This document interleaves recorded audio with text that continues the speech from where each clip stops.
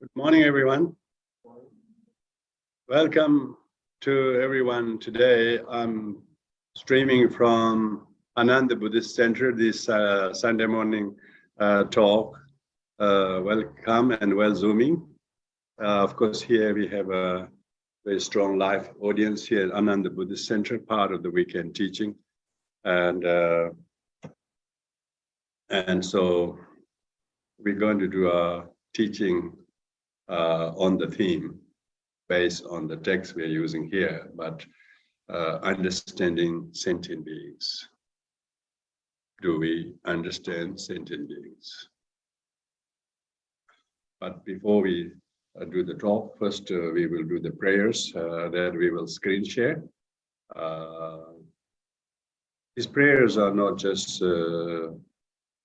kind of etiquette, but it's a form of meditation during which you can tune and reset your mind in a very good, selfless, altruistic motivation that you're going to listen to this talk and hear your deep, heartfelt need to how to live meaningfully by understanding and relating sentient beings. Sentient beings are actually more important than Buddhas.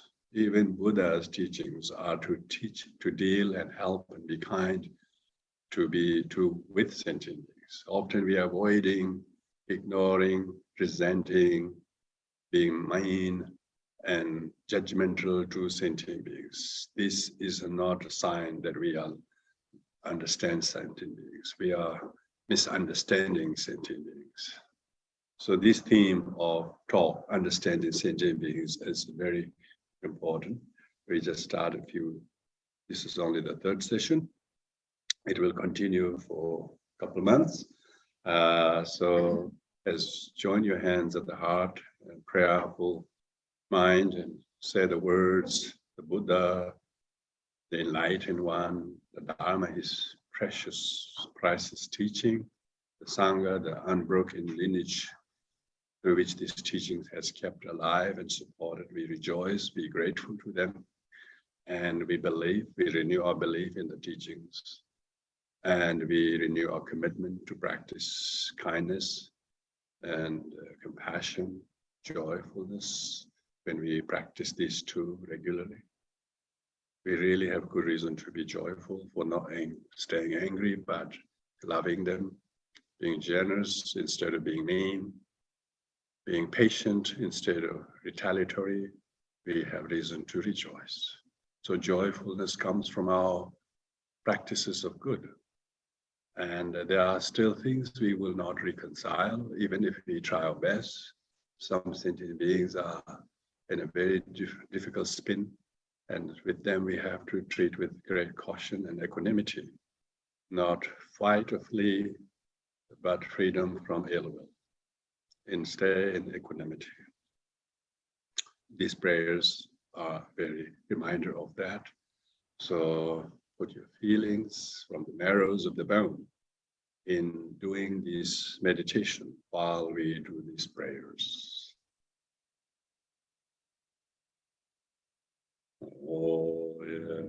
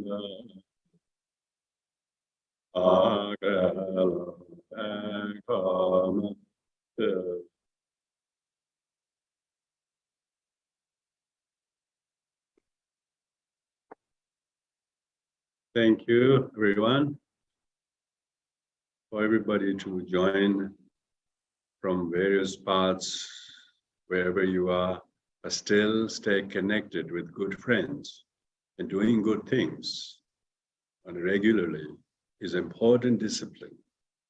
Instead of being alienated, isolated, not knowing where to go, and influenced by bad thoughts and bad companion are often the cause of sufferings.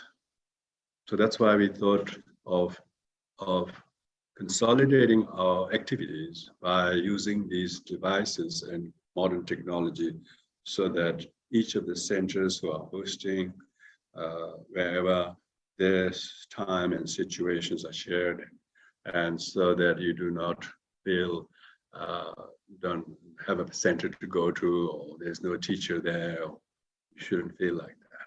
Modern technology is there to our advantage, and so that's why we're going to use this format more regularly, effectively, by promoting this very Zoom meeting, or those who chooses to use Facebook. Some people hate Facebook, so you have reason to go Zoom.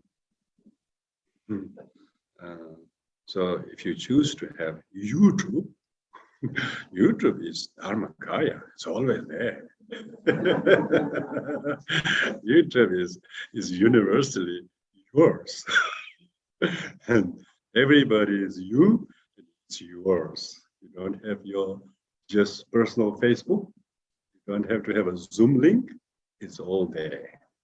So these three platforms, we are most likely that about 90% going to do this very Zoom link, even though at times maybe we might have an alternative Zoom link because the center that hosting me might be doing it streaming as well. But that's most likely will not happen unless they are streaming it.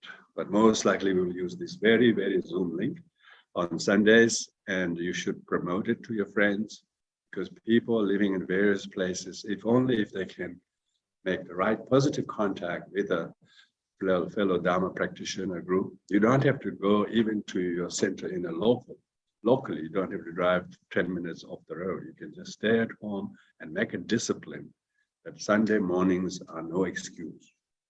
Most people are not working. We have also other sessions like on Wednesday nights or Tuesday nights. That might be a little bit difficult to some because they have other commitment. Yeah. But Sunday mornings is very good to bring all the sanghas together in this platform. So welcome, and well Zooming, well YouTubing, and well Facebooking.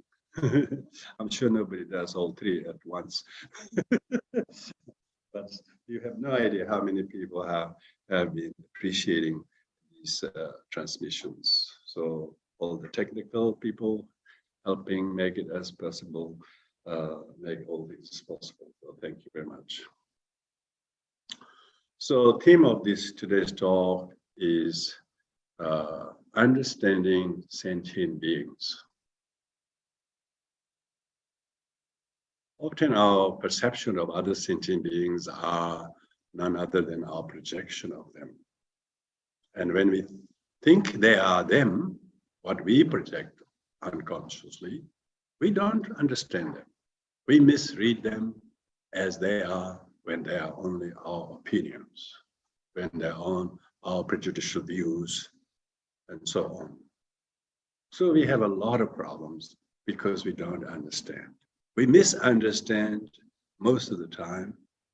Even between two people who live in the same house, they don't communicate very well. They thought the other one knew, but they didn't know at all. So often assumptions, misunderstandings, and people do not pay good attention to say small, simple things with full attention.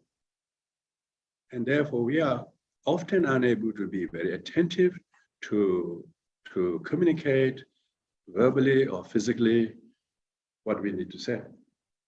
You know, for instance, if I say something here, but quite a lot of people didn't hear them because my voice isn't perfect.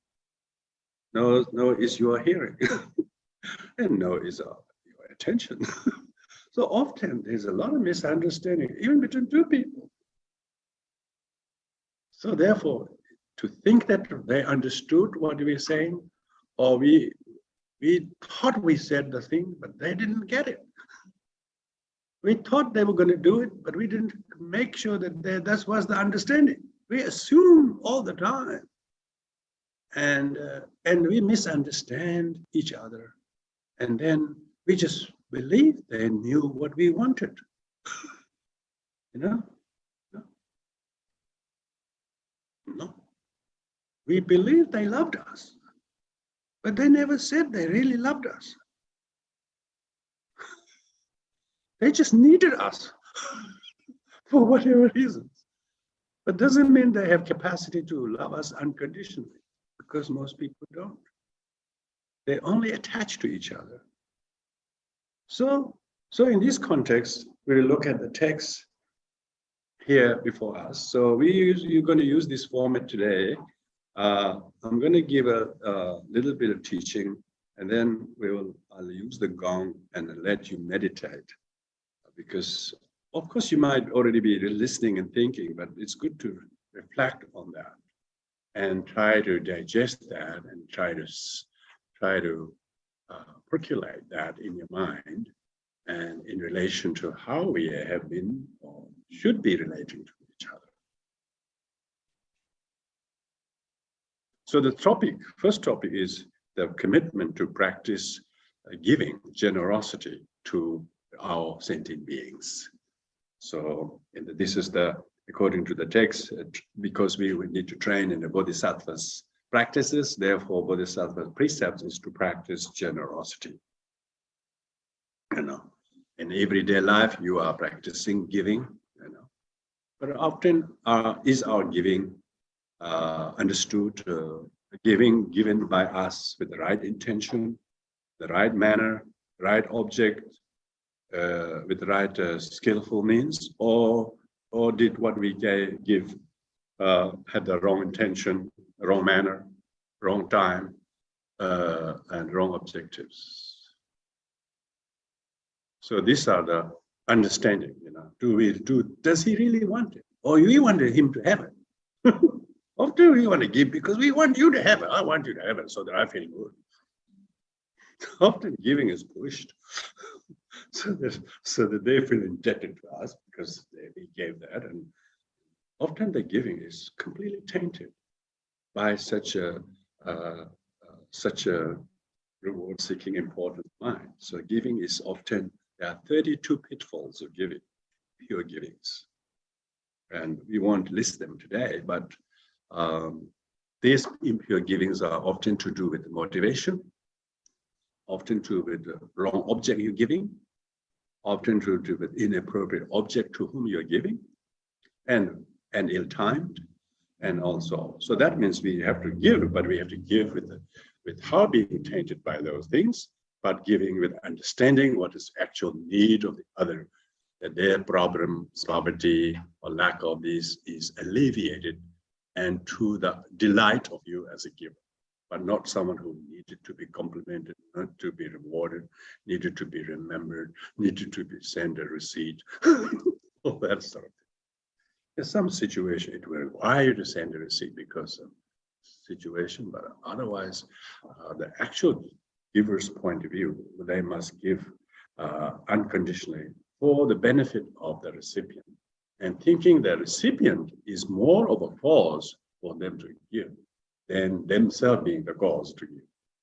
So givers' willingness to ask for help is a big task. Asking someone's help is great humility. And so therefore giving is conditioned by the recipient, number one, and the thing to give, the material, and the giving. And the person who actually do the giving is part of the giving. So the object, the subject, and action of giving are all necessarily contributed. And so it says, if one who cherishes enlightenment must give up even his body. The bodhisattvas have given up their body or time, energy for the sake of temporarily whoever, but ultimately for the benefit of others. It is therefore needless to mention giving material possessions. Material possession out of 4 types of giving is the first and the least useful giving. Material giving, and giving of fearlessness. Giving of fearlessness is giving advice to allay fears, worries, anxieties of people. So that's very good, important to sit together and have real talk, dialogue, to allay all the misunderstanding and confusions and clarification. Dialogue, I call it. Monologuing is not dialoguing. We think he knew, but he didn't. We think he's supposed to know, but he wasn't told. So lots of monologuing, but there's no dialoguing. Dialoguing means both one listens, completely listen, and listen totally to the person until he finishes. And that could be a giving, you know. That could be complete good giving. Sometimes giving full attention is more giving than material value. You know, so people say, you don't listen to me. Exactly. Yeah. And they always feel you didn't listen to me. When you were talking, he was paying somewhere else. And then he didn't listen. So, misunderstanding. And that stacks, that piles. And the friendship is almost, you never listen to me. They say, you never listen to me. Word never is used. And that's terrible. It's actually sometimes. If you know, you sometimes don't listen to me. This is really nice, huh? Might be true, you know. You never listen, it seems very blatant attack. You never listen. You never do anything for me. People say these things. You can see there's already misunderstanding between the two, and then say such really, really aggressive language. Yeah, we don't understand. How would they listen to that? You never do anything. You wasted my 12 years, people say. Yeah. That's not an understanding what they will make of it. They will be devastated. They feel completely ignored of everything they did. And then, of course, they have reason to feel hurt. They feel hurt. Did they say that? Gosh, I did all of this, and this. I didn't do anything. So therefore, without hope for return of any reward, practicing generosity unconditionally is the practice of bodhisattva. So as a bodhisattva, even as a beginner, should give, whether material possession, whether you're bringing some food or groceries or things the person doesn't have to go out and get, or whatever it is, that's material things you give. You give simply, not just because you give what you don't want. Some people give what they don't want. You know, that's not what they don't need. You can have it because you yourself don't need it. Actually, giving is what other needed and what you actually wish to keep. But being able to give what other need, you know, without wanting anything back, selflessly for the benefit of others. That would be giving by understanding the need of the sentient being. If you understand sentient beings, we have to give them something they lack, and they will be benefited and empowered by that, without any reward-seeking mind and without any kind of wariness and showing as if you have been helping them too much and making them feel they should feel indebted to, without making any of those kind of remarks. If one is able to give, then they give dana. Dana alleviates sense of poverty. That then sense of not being loved, they feel loved through the token of giving time or space or whatever. They feel loved because the sense of poverty, of lack of love between you and other is now alleviated. Word dana comes from darida ana, means you're alleviating the sense of poverty, of friendship, or kindness. So your thing you give, alleviate it and remove that danger that you don't love them. You actually make them feel find a friend that they thought they didn't have one. And then you will remember yourself, somebody who helped you once a long time ago. You always remember him or her. you know, and it will have a long-lasting kind of humanity lives in your mind stream, one who gave when you really needed. So hope will be enlivened, and the person also will be taught to practice generosity, because one who has been given kindness many times, he tends to practice kindness. One who has been exposed to aggression and bad language, they always practice that, because that's all they have seen people do to them, and they have no way of doing any different, because that's how they've been treated. So therefore, we have to practice generosity, whether it's material possession, or emotional help and guidance. That's fearlessness. And third is giving actual love, actual affection, filial duty, parental duty, or filial duty, social duty, whatever it is. That is a human. If you see a friend or somebody in the street falling on the road, it's our human duty to go and help him. Not whether we know him or not, the issue is all because someone needs it.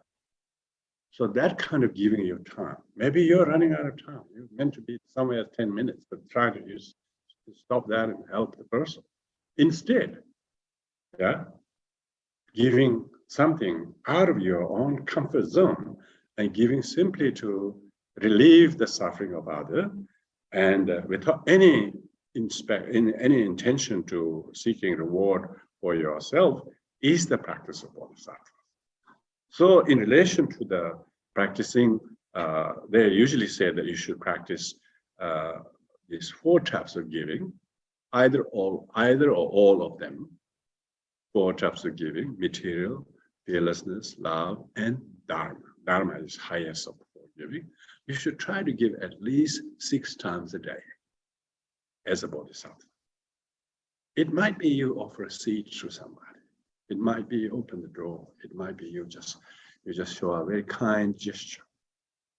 Every time you do that with great love and care, someone who's a little bit immobile or little ill, or maybe whatever it is, you try to go out of your comfort zone, do it for them. So this kind of, what do we call it? Small acts of kindness. Acts, could be not a lot of material thing you give, but just the sentiment with which you do it. Small acts of kindness is what bodhisattva should train. And at least 6 times doesn't mean 6 times enough. Then I've done my 6 times. That's great. So I don't have to do it. Not that kind of thing. Minimum 6 times. The Muslims pray, I don't know how many times. At their good discipline, I was really inspired. And I was at the university sharing a room with another PhD student. And he would always do his prayers in the middle of his work. He'd get down and put his mat in the office. He'd do his prayer. Yeah, very good, very good. He stays true to his faith and practice and mindfulness. They don't call mindfulness, they call faith. In a secular society today, they call mindfulness, everything mindfulness. In Mahayana Buddhism, we call bodhisattva precepts. And usually not giving whatever the other need at that very time, not tomorrow. Not ask them to come tomorrow. Give on the spot, almost like spontaneously, unconditional giving small acts of kindness, and that is just randomly. But then some are deliberate. Your parents, your elderly, children, loved ones, people who are under your care professionally, whatever. Those things, of course, you have to do as part of your duty, part of your responsibility, part of your work, and a lot of your work is giving. If we do the work willingly, happily, it is not job. It is work. It is service. Change your attitude to your work and go to work with the right attitude to give the full support to your boss, to your colleagues, to your whatever, more than you normally do very sincere. You wouldn't believe how much you felt the day, so meaningful, because it alleviated all your sense of inadequacy and other people as well. Dana arida. Aridana, dana is not, people say we practice dana. Dana means it alleviates someone's difficulties and your joyfulness. It's a delight. They say, joy of giving. Yeah, joy of giving. Only if we have the right intention. And a lot of our lives, temporary joy and enjoyment are because someone else's generosity. We have been recipient of generosity of other people more than we have given anything similar, particularly to your parents and mother and so on. So we have a great giving to do from here onwards. So giving those things to strangers, to poor, to charity, to the sick, to the misunderstood, and to those who are angry to you, those who are upset to you, those who are upset to him, also give something to him. It will help him. Because someone is a little bit miserable, you give something to him, it will help him to calm his hopelessness. Someone cares about him. If someone is angry at you, of course, if you can give, definitely you should put your wish to allay his sadness or misery, because he hasn't been given, he hasn't been listened to, he hasn't been respected. It might be just that. It is not thing you give. So therefore, let us meditate a few minutes. How can we reconsider practice of generosity in a meaningful way? So let you meditate a couple of minutes there. You sit upright. I say with 4S.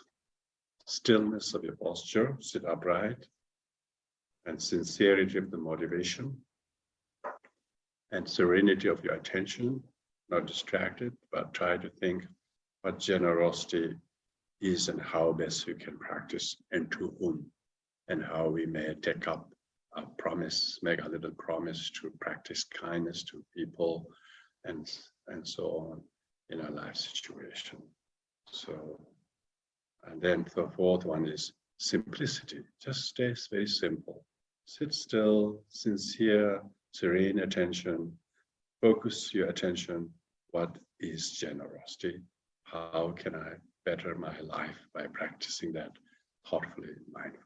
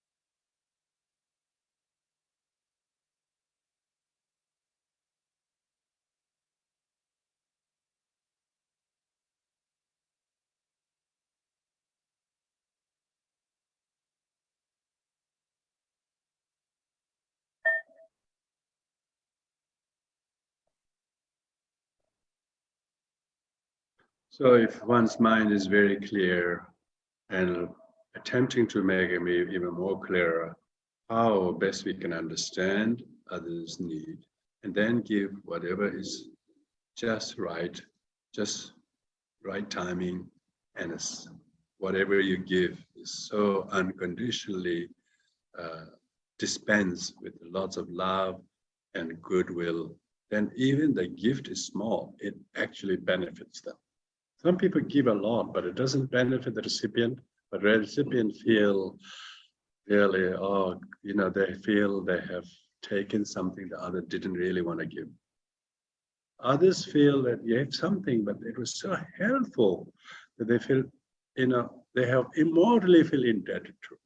So it's not the quantity of amount of thing the person gives, but how sincerely we give by understanding the one for whom we are giving it to. So to enable yourself to do the giving efficiently, you need to have self-discipline to reflect on that. So therefore, second precept of a bodhisattva is to practice self-discipline. Training to have the discipline so that you know to abstain what kind of shouldn't be things should be given that is inappropriate to the person. Sometimes giving money isn't going to help the person, it's going to spoil them. Lots of people are a checkbook parent. And the money the person received were wastefully used. Actual no affection, no actual time, not even reading a story once a week, only giving checkbooks, signing checkbooks. These days, direct bank transfers. Send me the BSB, I call it. There's no real. So often giving things, but not appropriate to the recipient. So we need to discipline. In this verse talking about one cannot accomplish one's own well-being without self-discipline. It is laughable matter wishing to benefit others from your giving. You haven't understood what the person needs. It's your love and true understanding, true attention. They need to know that you really love them. You're not giving to pretend that you love them. As if I've done that should be enough type of thing, But that's the least beneficial. People don't want your dirty money if it's attached with a lot of strings. So most people are victims of receiving gift. They're attached to it so many strings, and therefore the recipient giver has not disciplined how to restrain from such improper giving. Therefore, one should develop self-discipline and not try to benefit others just because you can do this or that. So therefore, self-guarding, self-discipline without worldly agenda is the practice of bodhisattva. So helping with the discipline to abstain from what may be inappropriate, object to give to, thing to give to, amount to give to, time to give to. But whenever they need it most, what they need it most, one wants to give. These days, it's time. Most people don't give time. They give money, maybe. They give all things. They don't give time. They're too busy, distracted, checking various gadgets. Then even in front of each other, they're not talking to each other. What did you say? They're not talking. They should ban these things when you have a meeting with your loved one or visiting sick or with someone who really helps. You should completely switch off those things. Give them full attention. Look in the eyes what they really and have understanding. So because people can tell body language, they really are not interested. They just want to do their obligatory thing. So one needs to have discipline to abstain from such distracted attention. Attention deficit. Mindfulness helps people to discipline themselves how to self-discipline. Self-disciplines are three kinds: prohibitive self-discipline, prescriptive self-discipline, benevolent self-discipline. Prohibitive are things one shouldn't do that are inappropriate, to oneself, to the other. So if you're going to kind of intersect generosity with discipline, what should you not give? Prohibit. Some material, some things are not good. You shouldn't give so much money to children, for instance, or certain materials in people's hands. You should make sure, like we were talking, government was giving cashless cards or something, Good, cashless cards are, they realize cash is not good because people use for drugs or alcohols. But those cashless cards you can only use for grocery or something, as long as they don't overeat. So there's always checking what is appropriate and preventing, meaning restraining oneself from doing things that are inappropriate and unhelpful to the recipient and to yourself. And the motivation, check your motivation, restraining from bad motivation. You want them to be indebted, you don't want them to pay reward to you, you want to feel good, you want to feel acknowledged. If you have these things, that's a prohibitive self-discipline one must practice. So one needs to check one's motivation. A bodhisattva should check motivation before the action. You need to conceive your intention carefully before the action is consummated. The action is unconditional love and kindness, sincere wish to benefit others, and then prevent and restrain those prohibitive self-discipline, and then practice prescriptive self-discipline. What is prescribed is gentleness, kindness, skillfulness, tenderness with which you did the thing to the other. Other person really felt so willingly you love or give. So you must prescribe yourself. How lovingly can I choose a time? When would be the best time that I can do this?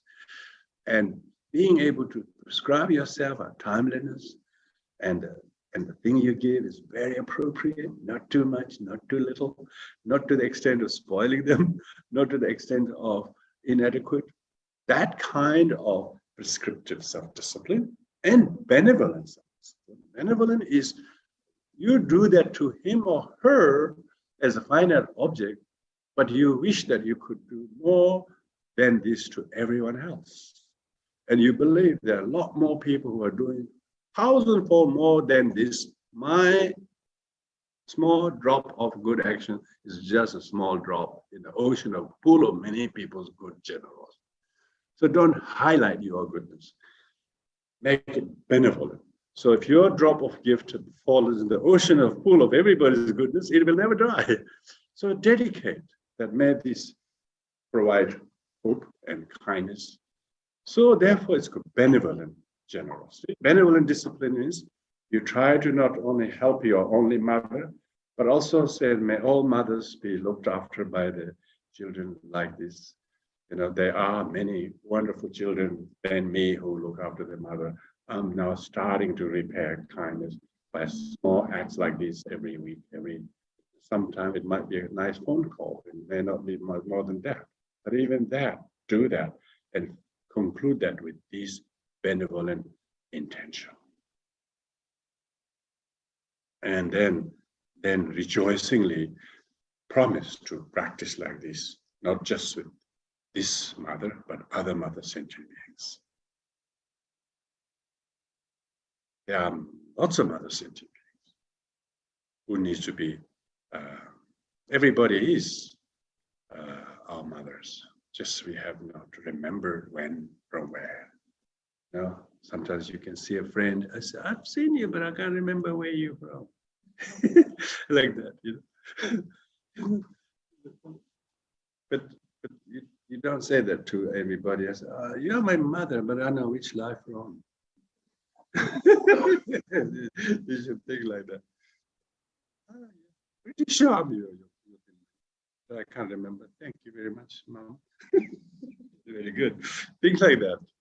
Think like that, so that you don't feel but what you're doing is a great thing. But just what you're doing is a small thing to repay the kindness of theirs and others. So what you do is more like repaying their kindness, their generosity, that you have received so much more than you are trying to reciprocate. That's the right attitude. Then your generosity is intersected with discipline. Shila paramita. Shila, Shita Labda. Shita Labda means Shita means dewdrop, cooling effect. And you have attainment of cooling effect of your mind's lack of discipline. You be cooled by the dewdrop of good deeds. And you feel that good karma is done not by the amount, but the meticulous attention and wish, and good in the beginning, good in the middle, and good in the end. And we can, if we do that, we understand sentient beings. We don't make them feel we are some kind of important person who helped them. They're the ones who should be indebted to me. If we have that, we haven't helped them, because we don't understand sentient beings, and we don't understand what to do with sentient beings. What we do defeat the purpose. And you wouldn't believe, a lot of children, they don't want to talk to their parents, where they were dictatorially treated and treated them with contempt, with the pressure, and they don't feel grateful. Not because parent hasn't given to them, but tainted by a lack of true love and kindness, no discipline. Just dictatorial, just pressure of peer parenthood. This does not help the children karmically. Instead, it sours them. It in fact harms them. So generosity that doesn't harm is the discipline. Generosity that arms the person with great sense of benevolent practice. Even meditation is so that we practice these things and understand each other. So again, sit upright, bring your sincere mind in serene attention, how to employ the self-discipline in all things we do, in a very mindful attention, to follow the examples, noble examples of the Bodhisattvas and all local heroes. And maybe in your own family, you see who does that so well, without needing any compliment, does so many times. We have a lot to learn, don't we?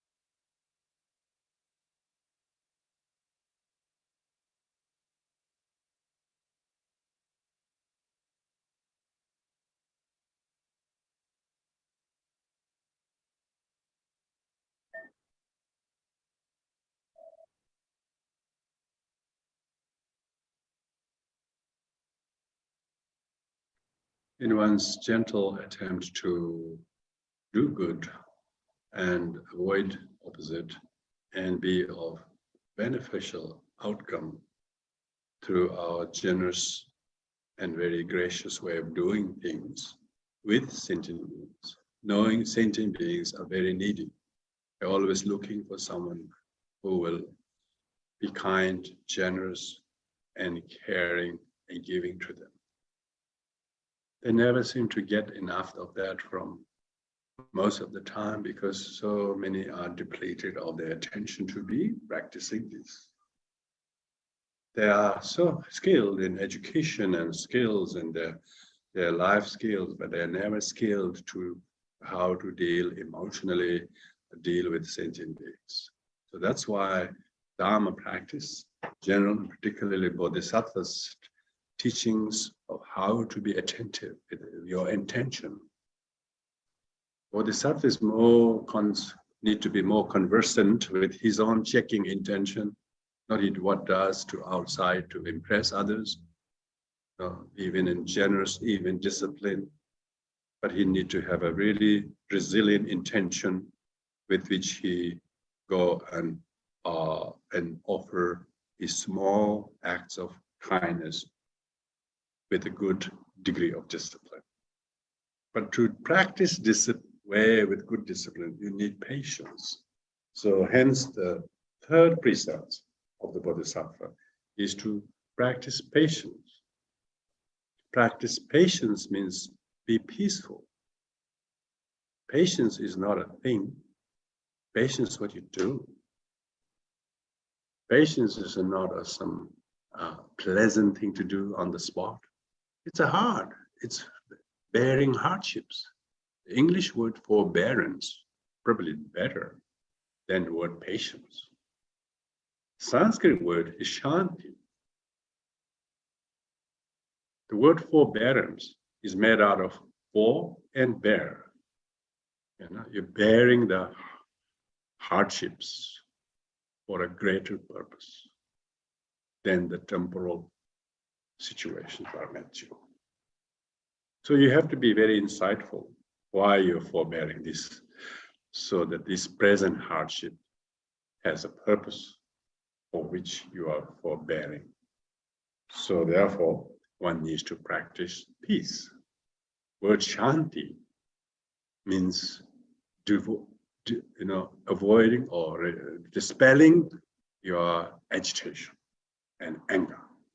So being able to remedy your anger and pacify your mind and stay attentive to the good you have to do.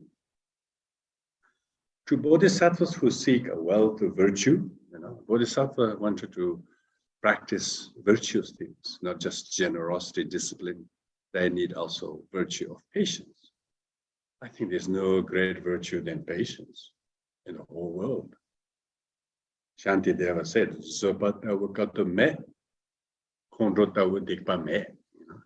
there's no comparable virtue than patience. When you're practicing patience, you will be practicing loving kindness, you will be practicing compassion, you will be practicing generosity, and everything is inclusive in that. So that's why patience with the weather, with the earliness of the morning, with cold, with heat. Did he not practice patience under the Bodhi tree? Unwaveringly, not just one season, not just one morning, through a whole 6 years. He practiced patience with the weather, with heat, with cold, and whatever, all this, instead of being troubled by the heat. Heat harms you, you straight away feel hot. Wind blows, mosquito bites. And this is India in 5th century BC. Hasn't improved much. Even today, you go and sit under the Bodhi tree, you will find all these flies everywhere, all these insects. Imagine how much the Prince Siddhartha forbear. He's sit there for the purpose of accomplishing his bodhicitta by ascetically practicing that for the benefit of people like you and me in 21st century. Was he not correct? You can see the panacea of Dharma that we receive today is a virtue of Buddha's practicing of patience. It's enormous virtue.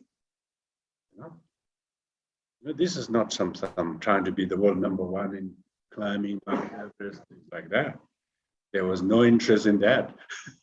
It's totally to win the enlightenment for the benefit of others, to create this inexhaustible virtue that no matter how many people hear the Dharma, practice it, there's no sign the Dharma exhausting. It's inexhaustible merit. So why there's no merit like patience is because someone practiced it. Therefore, we have Dharma. Dharma is virtue that came from the practice and experience of the enlightened one. And we, as a small beginner who are inspired and aspirant of the Bodhisattva's way of life, also need to take up some resilience and practice patience. All who harm are like a precious treasure. Not to mention the weather, not to mention the mozi, not to mention whoever harms you, are actually the real treasure trove for you to progress spiritually. If you are spoiled, you wouldn't grow. It's only when you encounter with the hardships, then you have opportunity to grow. And that's why all the great beings have accomplished their virtues, their commendable positions, because they tolerate it, because they face the hardships for good purposes rather than reacting. So patience requires, therefore, cultivating fortitude without hostility to anyone, without retaliating to the suffering, to the people, to the condition. So there's 3 types of patience. First is the voluntary acceptance of suffering. You need to accept the suffering. Because if you don't accept the suffering, you don't understand sentient beings. Sentient beings have suffering, have problems, be they this person or that person. They all have karmic traits that they haven't completely exhausted. Only you get to know them, you really know their sufferings that they have told you before. The moment you get to know someone, you know more their sufferings. I tell you my story, you will feel all the suffering of our people. And you talk to somebody else, oh gosh, you can see the suffering. So more you understand sentient being, more you know their sufferings.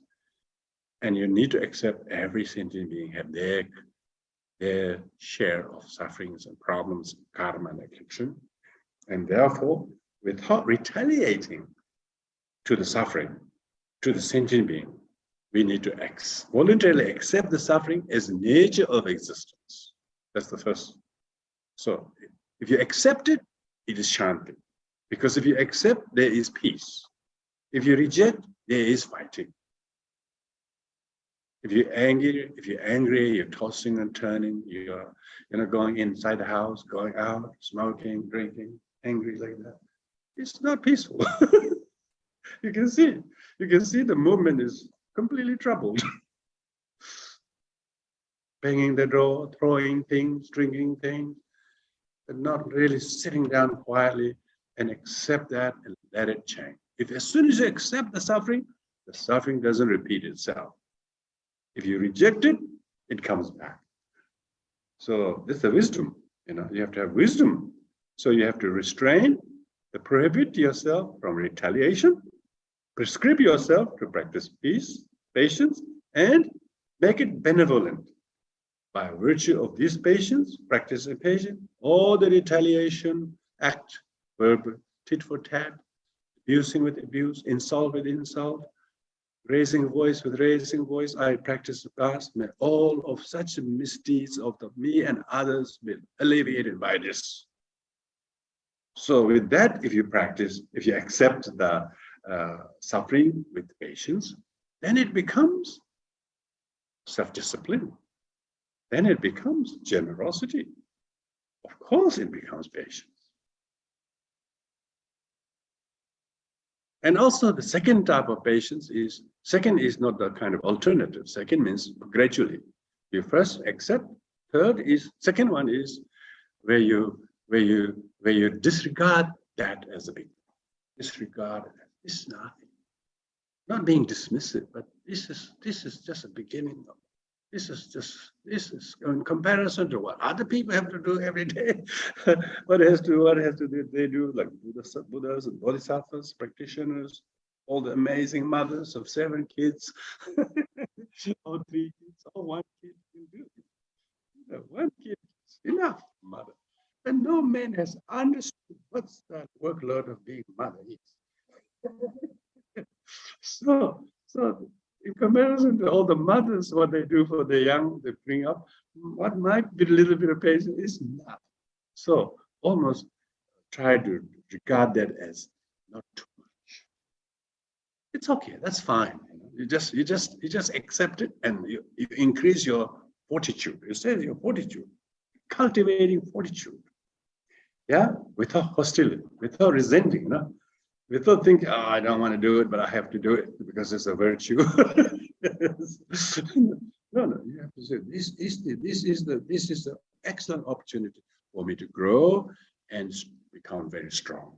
So without any hostility or aversion, and kind of a hidden kind of a passive aggression toward them, with delightfully practiced patience. So without disregarding the harm, they call it. Patience of disregarding the harm. Because you don't disregard it, because you disregard it, it doesn't harm you anything. You're not that offendable anymore as you used to. You're not vulnerable. You're not so easily dentable, Your body of car is made in Germany. Not somewhere else. I'm not going to mention that. You guys knew that.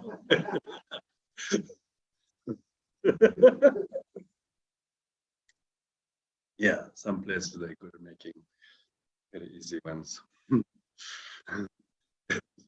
So you should make things that last. You should disregard it. Don't worry, Those big old cars, they never mind hump and bump, they hit, no problem.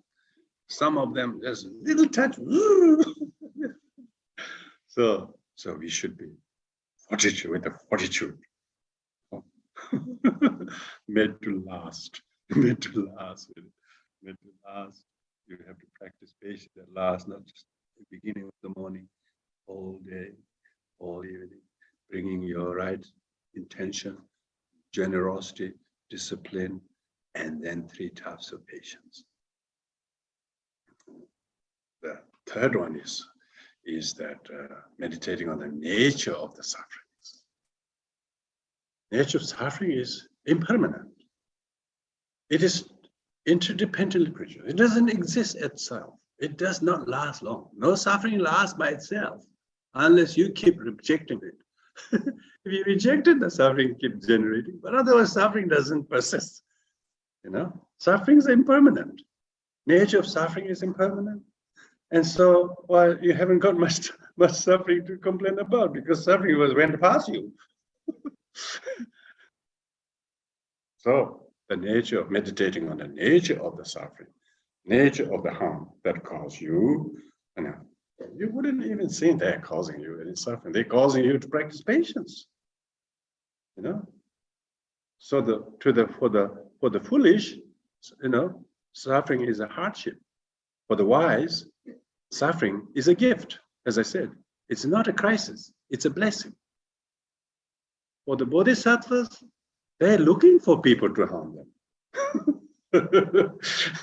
And if they've got some really challenging situation, if they defame, they denigrate, they put you down, it's a wonderful opportunity. They tell them, this is a wonderful opportunity, don't miss this opportunity. They talk to themselves. If they remember. The bodhisattvas remember to tell themselves, Now, this is the moment. Don't miss this excellent opportunity to pull yourself through and stay formidable and be kind and be with the one who has foresight and can see the benefit in the future for the small hardships now. That's the forbearance. You can see the big bonus coming, like the Buddha's enlightenment.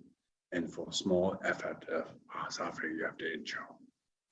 Yeah, this kind of vision. You have to have a vision to practice patience. For temporarily, it's not possible. Temporarily, yeah, it's, even if you don't forbear this, your life is full of suffering anyway, so you might as make use of good suffering. See, this is the fortitude you get from this. You have so much complaint in your mind anyway, so might as well go to the tips together, take everything out. Don't pile them in the backyard, all these fears. Just take them all in one tip and get rid of them. All the agitations, all the anger, all the hostility, all the resentment. This condition is helping me to get rid of all my rubbish. Have this fortitude to carry the load without any hostility to anyone. And it's the practice of bodhisattvas.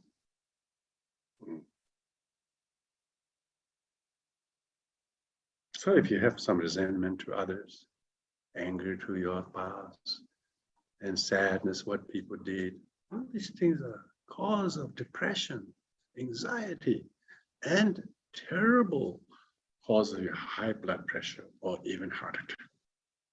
Who wants to keep this? It's awful. If your room is filthy, when the friends come, they say, "Oh, you look so filthy." You will clean them, make sure. But your mind is worse than that. Don't you want to clean it up?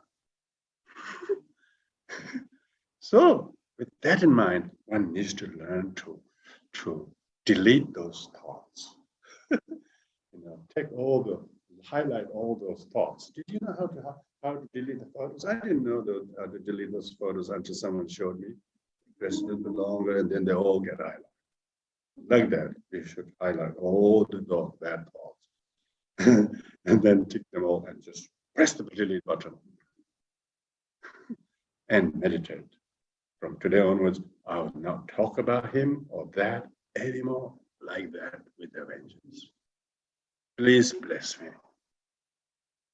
So, with that, don't see them as truly existing, nor the incident truly existing, nor your attitude about they're all impermanent, do not truly exist. With such fortitude of understanding and kindness to your past, and not to mention kindness to your future, you wouldn't believe tomorrow you wake up a different person. Thank goodness you did that meditation yesterday. Thank goodness you took up that precept to not keep anger and resentment in your life. Thank goodness you really sit there and meditate and rose up from the seat, change person. How long does it take time to change your mind? How long does it to change the globe? They say how many you need how many people to change the globe? But to change your mind, you only need you. So let's reflect a few moments on that.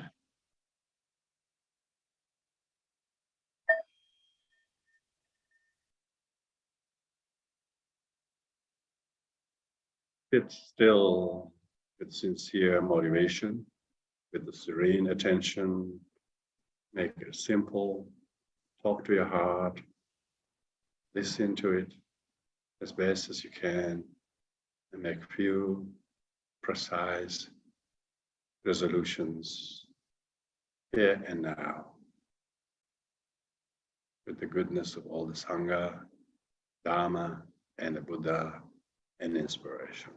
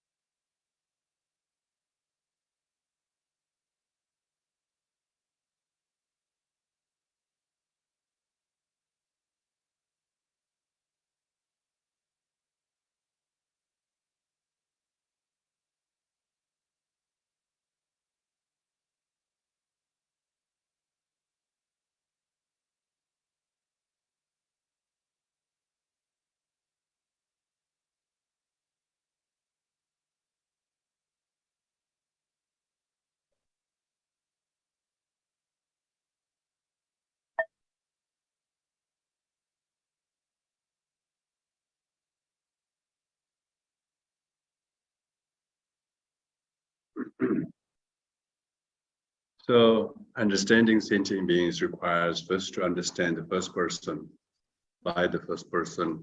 It's very tall order to understand other sentient beings when we are not in their head, let alone in their heart. If we can be mostly in our heart rather than our head, we can beginning to understand ourselves. Then the other sentient beings are not dissimilar. So therefore, this theme of understanding sentient beings is very important.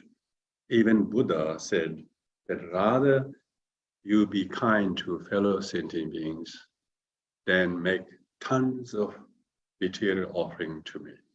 I'd be more delighted to see you being kind to fellow sentient beings than making a lot of devotional religious offering to me. That shows, Buddha said that, Other Buddhists will say, oh, you should make offering to the Buddha, it's very meritorious. You wouldn't believe how Buddhists bring tons and tons of things to offer to make really beautiful and attractive. You wouldn't believe how much floral pattern, a lot of things they go and do that amazing religious zeal. But when it comes to dealing with fellow sentient beings, they fall short. They can't even speak a kind words. They can't even be patient when the other is difficult, stressed, and unwell or troubled.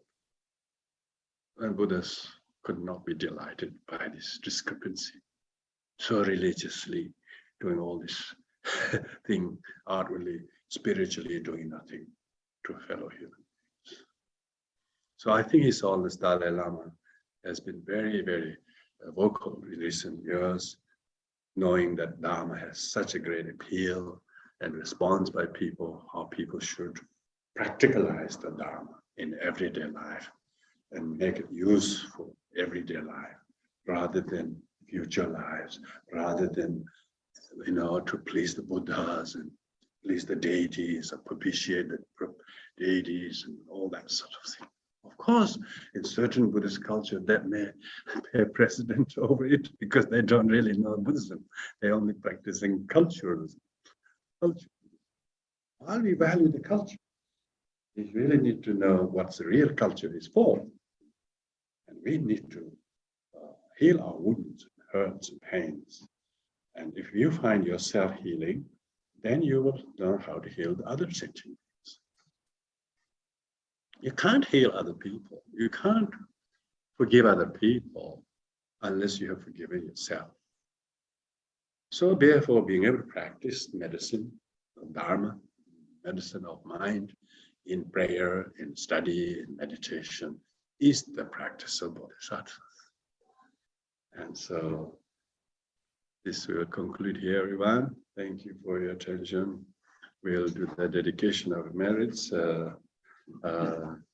Thank you, everyone. See you next Sunday on similar situations. So we will do the dedication merit and share the screen. Most of you who are here on Zoom probably know the prayers, just in case some of you don't.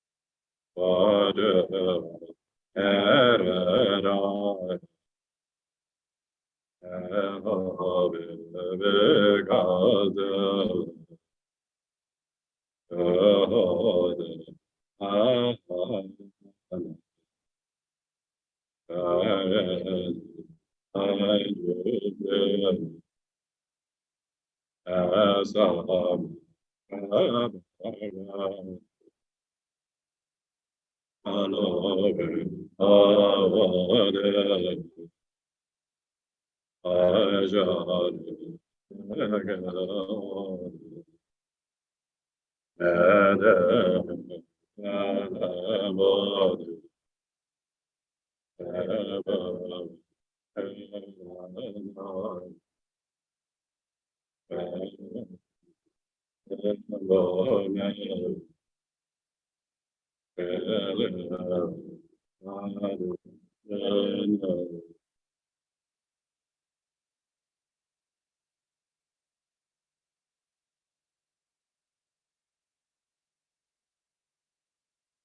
you, everyone.